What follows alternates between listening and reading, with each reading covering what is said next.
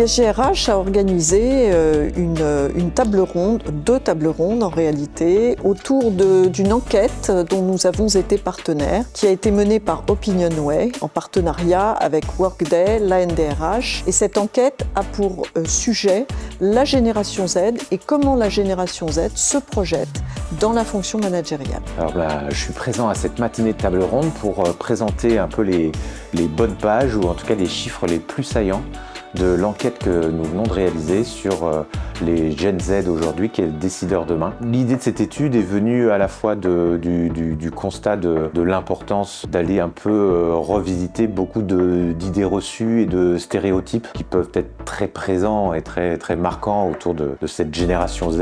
Alors le rôle d'ISGRH dans le cadre de cette étude, c'est de venir apporter son expertise dans l'accompagnement des futurs managers de demain. Concernant l'évolution de la fonction de manager, on voit qu'effectivement il y a une vraie évolution qui est en germe et qui notamment vient des aspirations de ces jeunes générations, donc moins de 30 ans mais qui sont déjà en poste, où on voit qu'il n'y a pas du tout un refus de se projeter vers la fonction managériale. Je crois que les aspirations vis-à-vis du management, comme l'étude le montre d'ailleurs, changent.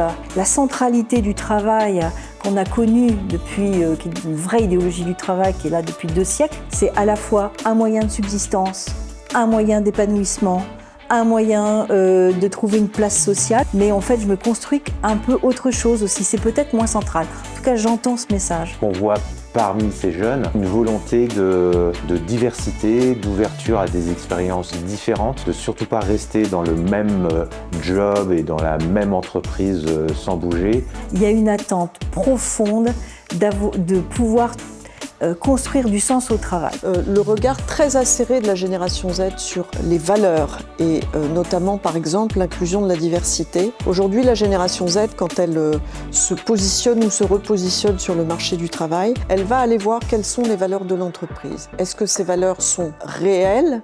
Est-ce qu'elles sont incarnées? Pour moi, c'est vraiment une génération qui oblige l'entreprise à assumer ses choix. On est sur une génération où le travail et le choix du travail n'est pas forcément le premier élément structurant de l'ensemble de la vie, mais un élément qui va rentrer dans l'arbitrage avec la vie perso. Je pense que cette étude, qui quand même brise quelques préjugés, permet de mieux comprendre la génération Z et ses attentes. 4 générations dans l'entreprise qui cohabitent. Il va falloir que tout ce monde-là apprenne à travailler ensemble et je pense que cette étude permet, encore une fois, de déconstruire les préjugés sur la génération Z.